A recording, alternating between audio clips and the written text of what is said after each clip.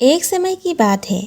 एक सेठ दूर दूर राज्यों में कपड़ों का व्यापार करता था और अपने सामान के लिए देश विदेश में प्रसिद्ध था। किसी को कैसा भी कपड़ा चाहिए होता वो सेठ से ही खरीदते थे। अपनी ईमानदारी और कड़ी मेहनत के कारण सेठ के पास ज़मीन जायदाद रुपए पैसे की कोई कमी नहीं थी।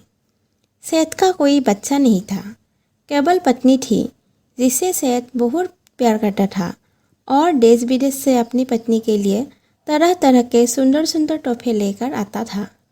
एक बार उसने देखा उसकी पत्नी बड़ी परेशान नजर आ रही है। पूछने पर पता चला कि पत्नी के बाल बहुत ज़्यादा झड़ रहे हैं। पहले तो सेठ को कोई बड़ी समस्या नहीं लगी, पर धीरे धीरे सेठ को भी लगने लगा कि उसकी पत्नी के बाल पहले से काफ़ी कम होते जा रहे हैं। सेठ देश विदेश से पत्नी के लिए दवाई लाने लगा, लेकिन किसी दवाई से भी पत्नी के बाल ठीक नहीं हुए। अब तो सेठ बड़ा उदास हो गया और सोचने लगा, इतना रुपया पैसा होने का क्या फ़ायदा जब मैं अपनी पत्नी की ही इलाज न कर पाऊँ। इस बेचारी के बाल इतनी तेज़ी से झड़ रहे हैं कि एक दिन ये पूरी तरह से गंजी हो जाएगी और लोग मुझे गंजी का पति कह के बुलाएंगे।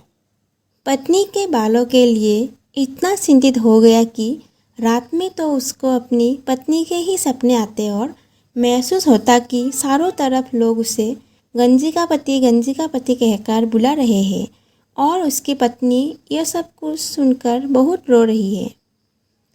पत्नी के बालों के चक्कर में सेठ का मन उसके व्यापार में नहीं लग रहा था, जिसके कारण सेठ के ग्राहक भी कम होने लगे। यहाँ तक कि वो महीनों से दूसरे शहरों में भी नहीं गया था।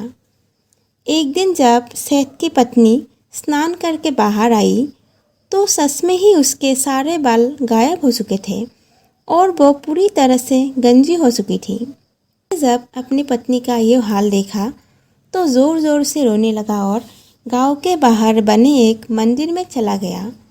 उससे लगा वहाँ बैठकर उसे थोड़ी शांति मिलेगी। जब वहाँ पर बैठा हुआ था, वहाँ पर एक साधु आया और उसने सेठ से उसकी उदासी का कारण पूछा।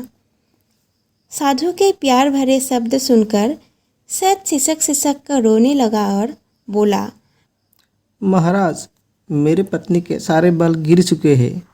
अब वो पूरी तरह से गंजी हो गई है। मुझे समझ में नहीं आ रहा है कि मैं अब उसको कैसे अपना मुंह दिखाऊंगा। साधु बोला, बेटा, मैं तुम्हें बरसों से जानता हूँ। मुझे पता है कि तुम एक बहुत ही मेहनती, सच्चे और दयालु इंसान हो। मेरे पास एक जादुई तेल है। तुम यह तेल अपनी पत्नी को दे दो। रोज़ इस तेल को अपने सर में लगाने के बाद तुम्हारी पत्नी के बाल फिर से वापस आ जाएंगे और बहुत ही लंबे हो जाएंगे। लेकिन याद रखना, ये जादुई तेल है। इसका काम है किसी भी चीज़ को बड़ा कर देना, इसलिए इसका प्रयोग सोच समझ कर करना। और काम होने के बाद इस तेल को गाँव के तालाब में डाल देना। सेठ बहुत खुश हुआ और साधु से तेल लेकर उसने अपनी पत्नी को दे दिया। पत्नी पति के कहे के अनुसार रोज़ उस तेल को अपने सर पर लगाने लगी। सहज ही उसके बाल लंबे हो गए। सेठ की सारी परेशानी दूर हो गई और वो दूसरे शहर को व्यापार के लिए गया। किंतु जब वो एक हफ्ते के बाद लौट कर आया तो यो देखकर हैरान हो गया कि उसकी पत्नी उसके सामने नहीं आ रही है। बहुत मिन्नतें और सिफारिश करने के बाद जब पत्नी सामने आई तो वो यो देखकर हैरान हो गया कि पत्नी की ज़ुबान उसके मुंह से बाहर लटक रही है और वो बड़ी ही भयानक लग रही है। कारण पूछने पर पत्नी ने कहा, सुनिए, मुझसे बहुत बड़ी भूल हो गई। आपने कहा था कि तेल केवल सर पर लगाना है। ये जादुई तेल है, किंतु तेल खत्म होने के बाद तेल वापस कैसे मिलेगा? क्यों ना तेल को घर पर ही बना लूँ।